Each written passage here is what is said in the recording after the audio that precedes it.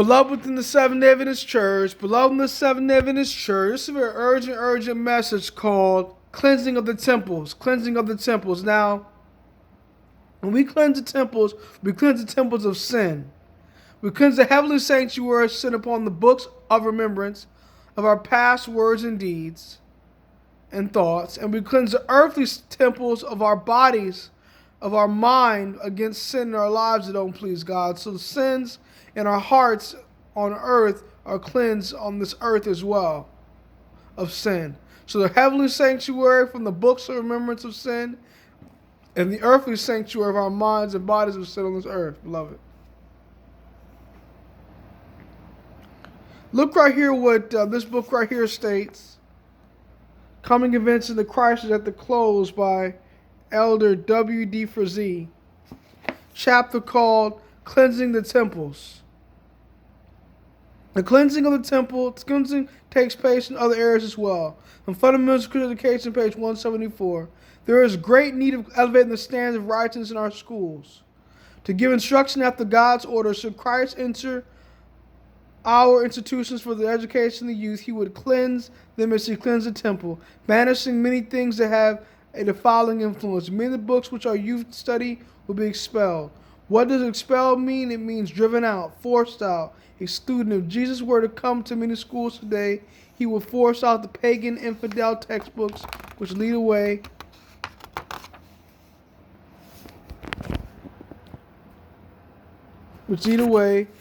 from the fountains of living waters to the broken cisterns that can hold no water. But God says he will cleanse the temple. So there's no need for us to lose heart or to become discouraged. God will take care of it in his own time and way.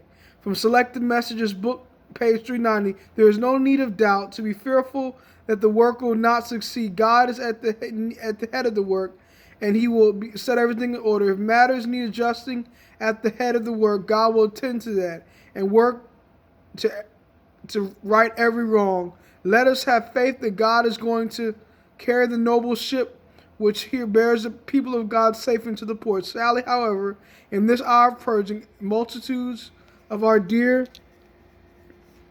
people are going to be swept away like dry leaves to the wind. Just how will the cleansing take place in the church and in individual hearts? Only Christ can cleanse the soul temple, but he will not force an entrance. Above in the Adventist church, sin needs to be cleansed from the heart. Merchandise of worldliness needs to be cleansed from the church. Immodest dress in our schools and our churches. Worldly music in our schools and our churches.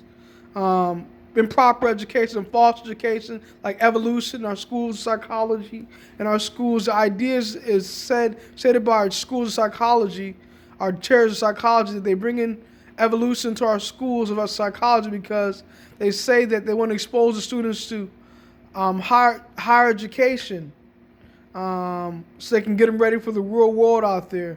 So they bring in evolution to our schools so they can expose our students to higher education and expose them. But beloved, this must not be done. Our schools should not expose our students to false education so they can reach non-Adventist and non-Adventist context, beloved. True education must be given. Proper diet must be given. Proper dress must be enforced. All these things must be enforced in the Seventh-day Adventist Christian context. The Seventh-day Adventist message is synonymous with the Christian context because the Seventh-day Adventist Church is God's true church. It's God's remnant church. The Bible must be preached. The Spirit of prophecy must be preached. The Spirit of prophecy is an identified mark of God's remnant church. Revelation 12:17. And the dragon was wroth with the woman, and went to make war with the remnant of her seed, which keep the commandments of God and have the testimony of Jesus Christ. So the commandments of God symbolize the scriptures of the Bible, the Old and New Testament prophets and apostles. And the Spirit of prophecy symbolizes the modern day prophet, like Sister Ellen G. White, in his last days, and all prophets of the 144,000 that give the straight testimony in his last days. If you reject the Spirit of prophecy, reject Sister White, you have rejected our message, our doctrines, our pillars that make our church unique. You rejected the commandments of God. You rejected the Bible. So you cannot say, I believe in the Bible, but I don't believe in Sister White's writings. Because if you say that, then you're not a true Seventh-day Christian in his last days. And Sister White, she points out And these theories will be taught in these last days, beloved. So the cleansing of the temple is cleansing of sin in our personal life, in our personal lives. The cleansing of the temple is cleansing of sin on the books of remembrance up in heaven, praying, asking God to cast Satan out of our lives. And you can only do this through health reform. When you follow the health message, it gives you power to examine your heart and cast sin out of your life. When you fast and pray, it gives you strength to examine your heart so you can cast sin out of your life. When you follow the health message and have no dairy and meat products, it gives you power to cast sin out of your life. So it is a true statement. You must follow the Bible and the prophecy in these last days. When you're following the right music message, the right hymns and no drums in your music, it helps you be able to have a clear conscience so you can really hear God's voice in these last days, beloved, in the Adventist church. A false education is infidel pagan authors that are entering into our schools of higher learning.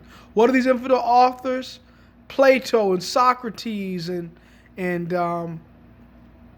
new theology in our textbooks of religion, teaching that we can't overcome sin, that the atonement ends in the cross, that there's no heavenly sanctuary message, that Jesus Christ is not interceding, investigating our character, embodying our sin right now in our schools of religion. Teaching that, we evolved from apes and monkeys over millions of years through theistic evolution, and that the world is older than 6,000 years old. That's in our schools of psychology.